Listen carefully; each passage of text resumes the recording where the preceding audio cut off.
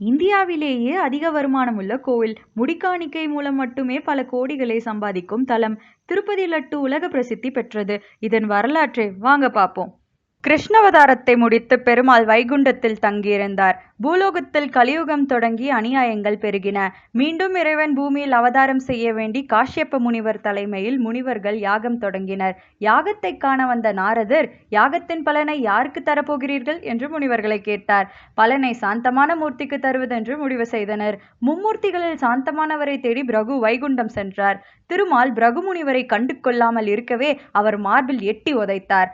திருமால் கோபம் கொள்ளாமல் உதைத்த பாதத்தை தடவி கொடுத்தார். பொறுமையும் அமைதியும் நிறைந்த திருமாலுக்கே யாக பலனை தருவதென்று முனிவர்கள் முடிவெடுத்தனர்.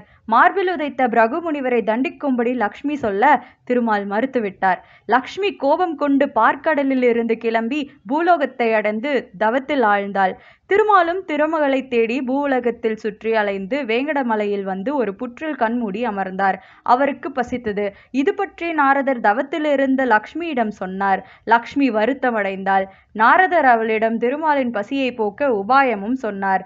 அதன்படி பிரம்மாவும் சிவனும் பசுவாகவும் கன்றாகவும் மாற லக்ஷ்மி தாயார் அவற்றின் எஜமானி போல் வேடமணிந்து அப்போது அப்பகுதியை ஆட்சி செய்த மன்னனிடம் விற்கச் சென்றாள். மன்னன் வாங்கிய பசு மேய்ச்சலுக்கு செல்லும் போது திருமால் இருந்த புற்றுக்கு சென்று பால் சுரத்தது. பசுவினை மேய்த்த இடையன் பசுவின் பின்னால் சென்று புற்றில் பால் சுரப்பதை கண்டான். கோடாரியால் பசுவை அடிக்க முயன்றான். கோடாரி தவறி புற்றுக்குள் இருந்த பெருமாளின் தலையில் பட்டு ரத்தம் சிந்தியது. தன் காயம் தீர மூலிகை தேடி சென்ற பெருமாள் ஆசிரமம் ஒன்றினை கண்டார். அது வராகமூர்த்தியின் ஆசிரமம்.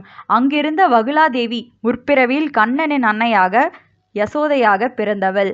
தன் பிள்ளையான திருமாலின் முகத்தை கண்டவுடன் பாசத்தில் மூழ்கினாள். திருமாலும் அன்புடன் வகுலாதேவியை அம்மா என்று அழைத்தார். வகுலாதேவி தன் பிள்ளைக்கு ஸ்ரீனிவாசன், செல்வம் பொருந்தியவன் என்று பெயரிட்டாள். தன் பிள்ளையின் காயம் தீர மருந்திட்டு பசியை போக்கிட கனிகளை தந்தாள். இந்நிலையில் சந்திரகிரி என்ற பகுதியை ஆகாசராஜன் என்பவன் ஆண்டு வந்தான். பிள்ளை வரம் வேண்டி தன் குலகுரு சுகமா முனிவரின் ஆலோசனைப்படி புத்திர காமேஷ்டி யாகம் செய்ய நல்ல நேரம் குறித்தான். யாகம் செய்யும் இடத்தை செம்மைப்படுத்தும் போது பூமியில் புதைந்திருந்த பெட்டிக்குள் இருந்த தாமரையில் படுத்த நிலையில் ஒரு பெண் குழந்தை கிடந்தது.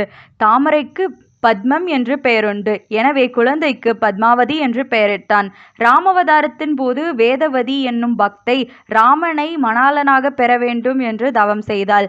ராமனும் அவளிடம் பின்னாளில் அவளை மணம் செய்து கொள்வதாக வாக்குறுதி தந்தார். அதன்படியே வேதவதி பத்மாவதியாக பிறந்து ஆகாசராஜனின் மகளாக வளர்ந்து வந்தாள். ஸ்ரீனிவாச பெருமாளுக்கும் பத்மாவதிக்கும் திருமணம் இனிதே நடந்தது. அதன் பின் ஸ்ரீனிவாச பெருமாள் கலியுகம் முடியும் வரை திருமலையில் சிலரூபமாக பக்தர்களுக்கு அருள் தரும் விதமாக திருமலையில் எழுந்தருளினார். சோழ மன்னன் தொண்டைமான் தேவலோக சிற்பியான விஸ்வகர்மாவின் உதவியுடன் பெருமாளுக்கு கோவில் ஒன்றை கட்டினார்.